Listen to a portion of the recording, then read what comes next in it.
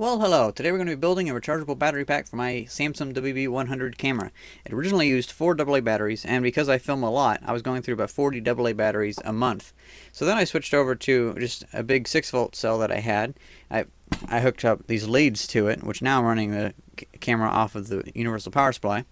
And this lasted a few months, but I want something that'll last a little bit longer, a little bit more rechargeable.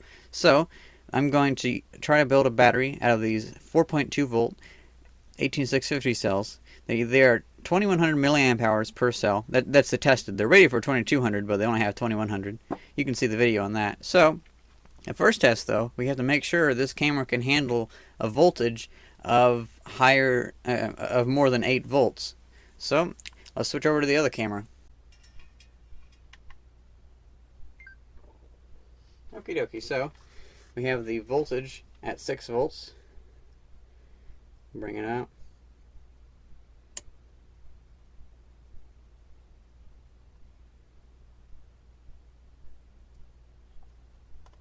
It's handling 9.1 volts okay. I think I'll trust it. I don't want to go any higher and burn out the circuit. And then I'll go down to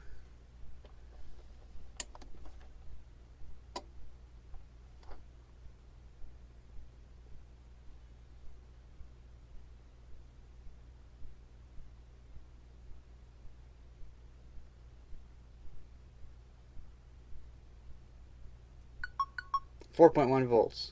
So technically I could run it off of one cell, but it probably wouldn't last very long. It'd last maybe a couple minutes, and it would only be using the top like 15% of the battery's power, and that wouldn't be all that good. Whereas whenever we link two cells together, it only pulls 200 milliamp hours of current, which is extremely small. It'll make the cells last a long time, and most likely I'm not going to charge them to the full 4.2 volts. I'll only charge them to the 4.1 volts, so they'll get 4 times as many cycles. They'll have hardly any power draw from them, so they'll get the higher end of the cycles, and so these are probably going to last me years. So first off, I guess what we want to do is we want to cut them.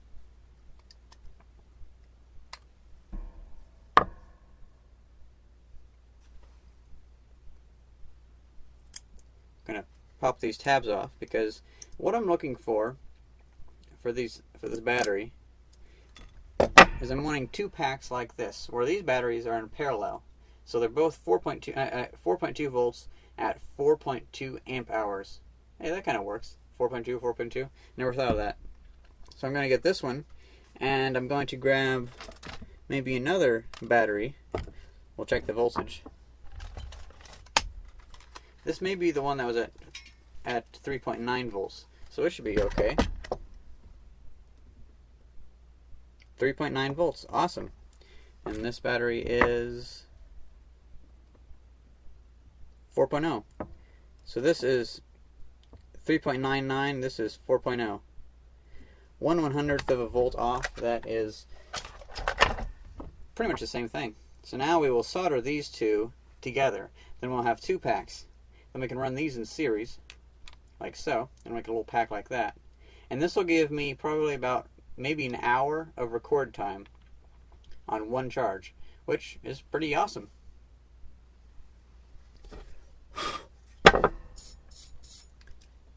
Let's heat up my soldering iron and get that plugged in.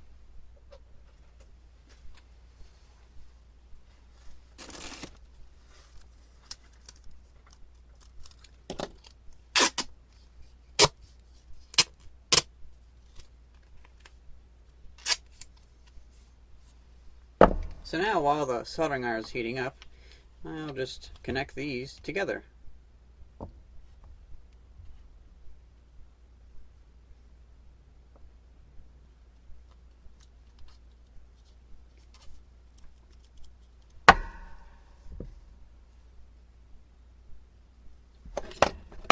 I'll clean this up a bit. Also, how I connected these jumper cables into here is I just grabbed a cable in.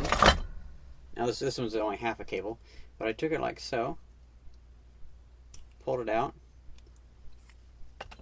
then I put it into some tweezers like that, and then I just stuck it down there and hooked it into the spring for the batteries. That's pretty straightforward. And now I just have the power cables coming out with alligator clips that I can hook to anything. So I can actually switch my battery packs. I can have this battery pack, which I'll most likely have attached to my tripod, and then I'll have this battery pack, which I'm going to make probably a lot bigger, like maybe 10 hours worth of recording time, and it'll also have the light and stuff in it too. So it'll be kind of a handy little thing to have on my future utility belt. I hope to build like a utility belt full of all neat little gizmos and stuff. Now I'm going to connect these together also.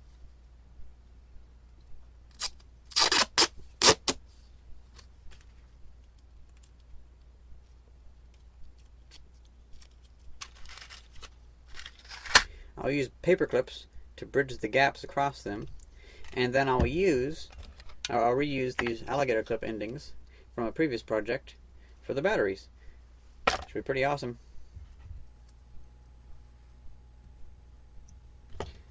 I'm going to use a little bit of tape to keep that paper clip there so I don't have to worry about it moving around.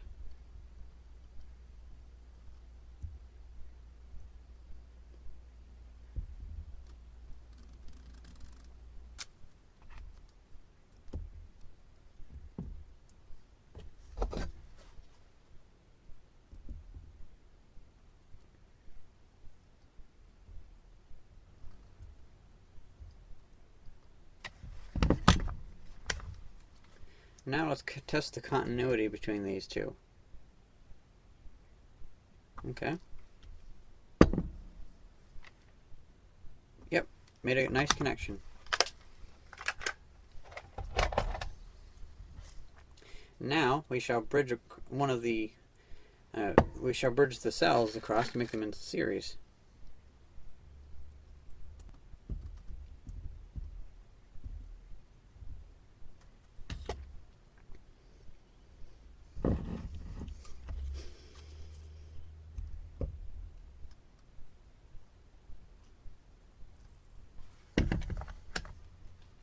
Now it should read 8 volts or so.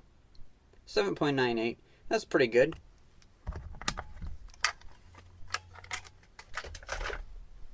And now finally to solder the connectors onto here.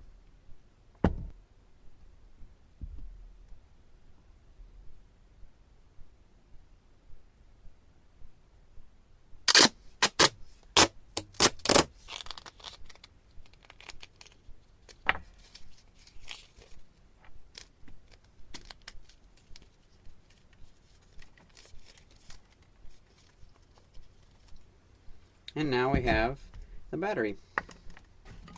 Oh, and that's another thing. It's kind of interesting. They even give a little connector right here, or a little opening so for a battery thing, so you can put the cables out the side. So I didn't even have to cut a hole through my camera.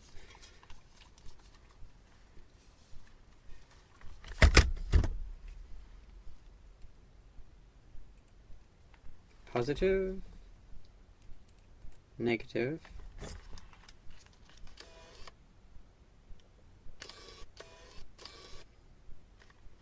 Hey, and that's awesome.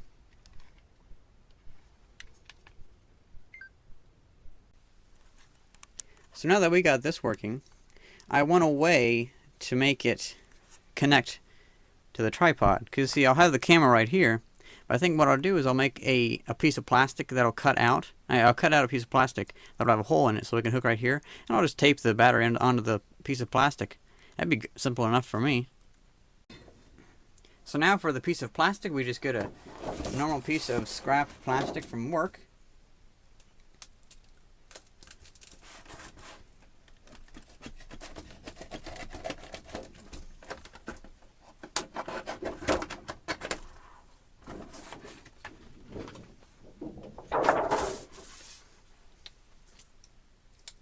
We cut it down to size.